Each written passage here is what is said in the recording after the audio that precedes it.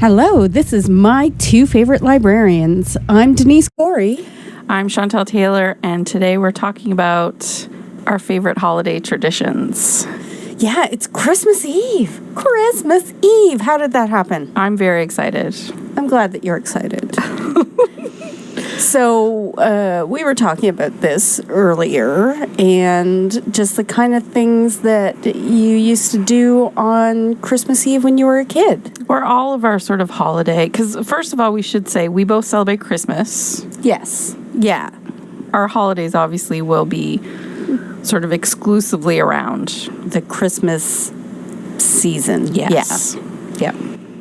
So when I was a kid, we were allowed to open one present on Christmas Eve. Same. We were allowed to do the same thing. Yeah, and it couldn't be big, but one present on Christmas Eve. And I used to plot what I hoped was kind of like a not great gift, like maybe a box of chocolates or something, because I wanted to save my goods. So I liked the anticipation of Christmas, like the getting up and saving. I didn't want to know my gifts in advance. Oh, I used to be terrible. I would go and seek them out. And no, I was never like that. I even helped my friend Chrissy. I hope her mother never hears this. I even helped my friend Chrissy unwrap her present because she thought it was boots that she wanted. And we unwrapped them very carefully. And then she wore the boots out for the night. Then we put them back in the box and retaped the gift wrapping. My grandmother used to do that. She was terrible. But no, I didn't want to know. I still don't want to know, even though really I'm buying my own gifts now. I liked getting up on Christmas morning and opening my presents. Now, we have very different Christmas mornings because you were saying, describe your Christmas morning. Christmas morning, so I have an older brother, and we were allowed to open the stockings when we got up and take everything that was in our stocking out. And usually my parents gave us a board game, although one year we got a Vic 20. Nice. That really Fancy. dates me.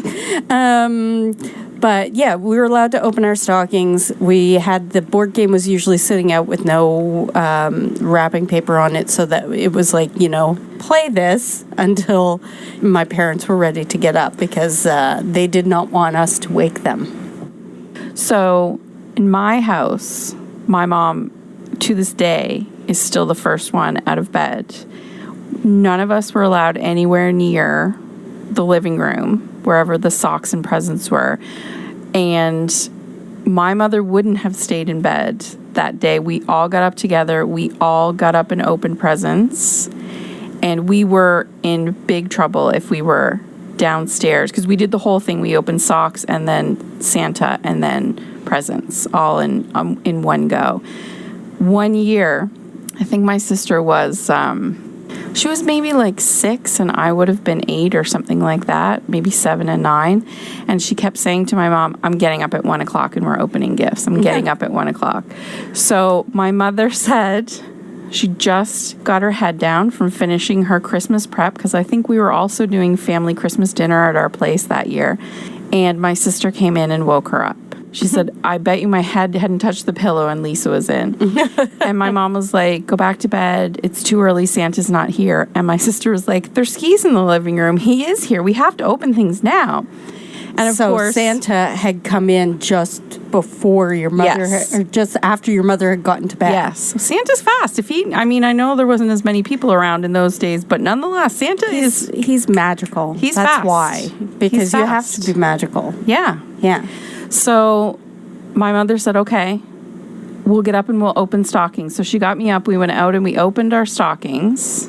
And Mom and I went back to bed. And when we got up at a decent hour of the day, like 8 o'clock in the morning or whatever, my sister had opened every gift. Oh, was she in trouble? Oh, yeah. We had no idea who anything was from or who was... Oh, she'd opened everything's gift. Everything. Not just her own gifts. Everything. Oh. And then, because like I said, we were hosting Christmas dinner. By that night, she was so cranky, and because she didn't sleep all day. It was terrible. We were not happy. We also had to eat breakfast before we were allowed to open gifts. So we got up, we opened our stockings.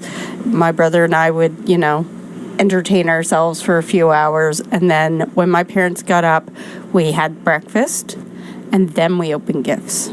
I remember the year we moved to Rice Point, which is where my stepfather lives. He's a farmer, and he had to go and feed the cows, and I was super ticked off at like 16 that we had to wait to open our presents in the morning.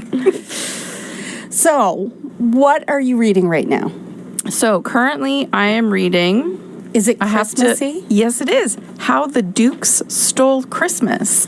And it's an anthology. It's Tessa Dare, Sarah MacLean, Sophie Jordan, and Joanna Shoup. So those are all big names in romance. Yes, and so they each have a little story. How the Dukes Stole Christmas. Yeah, new this year. I just love the amount of... romance I can consume, or... No, the amount of dukes that are in... They're dukes and lards and... Not lards, lairds.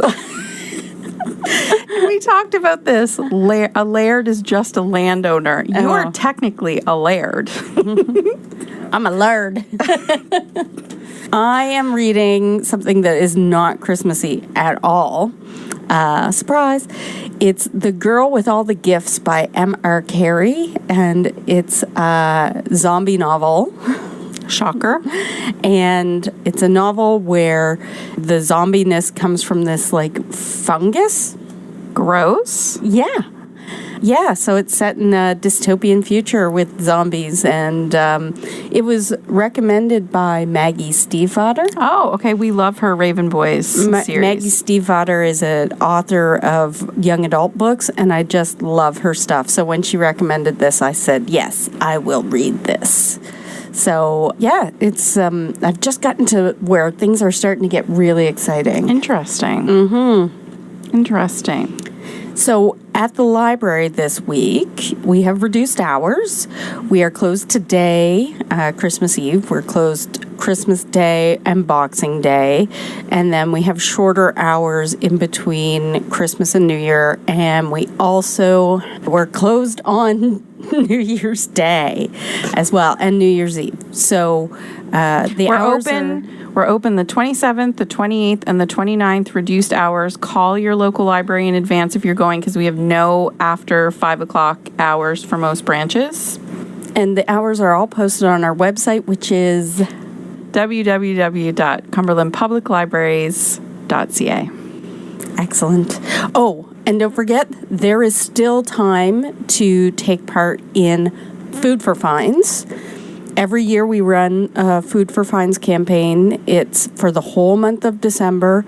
We will remove fines from your account in exchange for non-perishable food items. You can find more details on the website, or you can ask at any of our libraries. That food goes to local food banks, so it's good for you. It gets fines off your account. And it's good for the food bank. Jinx. All right, so next week, what are we talking about? Next week, we're going to be talking about our 2019 reading resolutions. Ooh, exciting. See you next week. Merry Christmas, everybody. Merry Christmas, everybody.